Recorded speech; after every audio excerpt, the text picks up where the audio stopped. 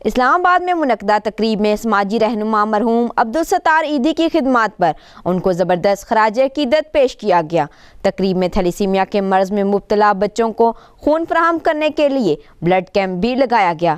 آزاد کشمیر عبدالحمید خان نے 32 مرتبہ خون کا عطیہ دے کر نوجوانوں کے لیے مثال قائم کی۔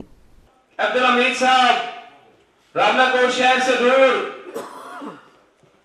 ایک ریموٹ ایریا سنگولا کے رہائشی ہیں، اگر ان کو وہاں گھر میں بھی کال جاتی تھی تو خدا کی قسم یہ رات کے 2 بجے بھی وہاں سے اٹھتے تھے، کہنے کی بات نہیں ہے، اٹھ کے جو بھی ان کے لنکس ہوتے تھے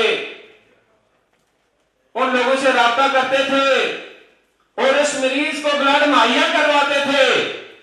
تقریب میں شریک تھیلیسیمیا کے مرض میں مبتلا بچوں کے والدین کا کہنا تھا کہ ہر ہفتے بچوں کو خون کی ضرورت ہوتی ہے۔